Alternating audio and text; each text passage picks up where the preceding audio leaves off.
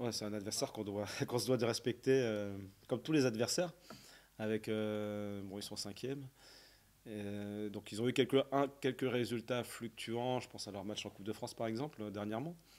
Mais ça reste une équipe de très haut niveau. Donc là, on est en train de boxer entre guillemets avec cinquième, quatrième, troisième.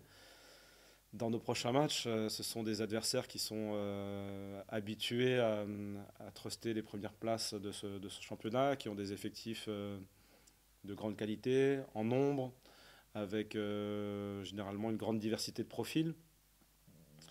Donc c'est hyper intéressant à jouer, c'est-à-dire qu'on est excité, emballé, fier de pouvoir aussi, je dirais, challenger ce type d'équipe-là en étant si haut dans le classement. Ensuite, on sait très très bien qu'il faudra faire un très très gros match, il faudra un très très bon Lorient pour pouvoir challenger Monaco. Et on espère l'être parce qu'on a travaillé pour et on a hâte au début du match et à voir comment il va se dérouler. En ce qui concerne Monaco, c'est une toute autre histoire, un tout autre match, un tout autre adversaire. Effectivement, on a envie de renouer avec le succès au Moustoir parce que ça a été une terre d'accueil pendant cette première partie de saison qui a été souvent positive, avec des retournements de situation aussi, et puis des matchs qui ont été très emballants. Donc on aimerait les reproduire.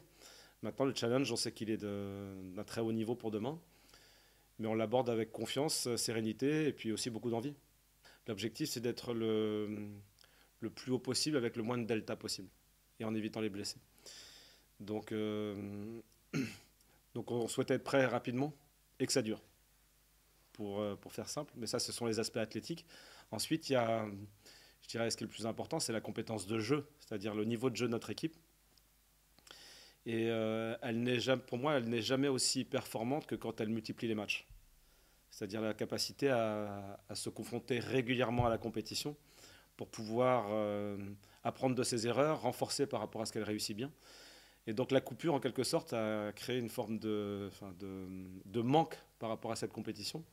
Et je l'ai bien ressenti contre Montpellier. C'est-à-dire que des réglages qu'on avait bien peaufinés sur la série de 15 matchs, qu'on avait eu du mal à installer au tout début parce que c'est loin, mais nos 5 premiers matchs, il y a du bon, mais il y a aussi des choses qui étaient à corriger. Et on a senti que l'équipe, elle avait vraiment peaufiné tout un ensemble de détails. Même si elle a été moins performante en termes de résultats, elle était solide du point de vue de son expression collective dans les différentes phases.